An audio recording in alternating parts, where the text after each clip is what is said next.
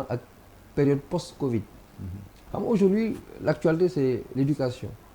Je vous rappelle que tey am na benn information yu am yéen quoi ay 126 personnes licenciées dans des hôtels aujourd'hui. Non, je veux dire par là que on est à Dakar aujourd'hui ñu ngi wax ci rentrée bi dans 2 semaines di nga wax ci leen toujours ci période post-Covid. Pour dire autre chose. Autant le Sénégal a été très brave nekk deuxième ci gestion sanitairement parlant. Je pense c'est le moment de se mettre devant et de se préparer à l'après-Covid parce que commencé na xeeñ et conséquences yaa ngi nii. Pour revenir au sujet et je suis content d'avoir des enseignants devant parce que man bi affaire bi amee dama jël suma téléphone ma dem à l'information parce que j'ai trouvé ça bizarre mais comme nous sommes tous des parents d'élèves ma ne xaaral ma informer yoo xam comment ça se passe mais source bi ma am c'est une source de bonne foi une voix autorisée qui m'a réconforté dans ma position pour me dire écoute-moi très bien mooy jour bi may wax fii ku yóbbu sa doom école bu fin du mois jotee le 5 boo fayul sa doom dañ koy dàq boo fayul à l'école dañuy dàq sa doom Covid ou pas donc bu ko jàngalul waroo ko fay man argumentaire boobu laa jëloon mu basique mu facile c'est pas compliqué su ma joxee su ma fayul nga dàq ma mais si c'est le contraire mais du ma la fay man foofu laa déparé woon donc je suis allé à l'information c'est important de revenir sur ça parce que da ngay dem ba Pape ji bu ngi koy brosser léegi laisser aller bi am ci autorisation yi ak installation établissement privé yi le gars il me confirme mu ne ma dafa am benn cahier de charge bu établissement privé yi di remplir cahier de charge bi dañ ciy prévoir en période de crise pendant une période de 3 mois l'école doit s'auto-prendre en charge le temps de dépasser la période noire. Et là, je suis avec des enseignants, je pense que c'est pas une information de fou, quoi. Sous ce rapport, simplement, sous ce rapport, angle bob que c'est sans subvention, ça, quoi que tu puisses invoquer, on ne devait pas payer.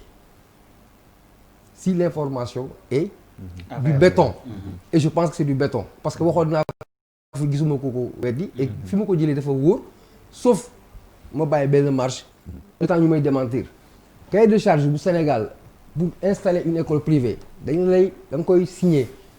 que tu dois t'auto-prendre en charge pendant une période de 3 mois s'il y a une crise.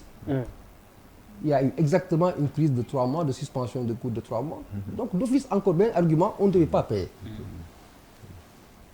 boo jógee ci aspect boobu tu viens maintenant sur comportement gouvernement bi. On ne peut pas être dans un pays mu am un problème commun nga segmenté ko quand tu es au nord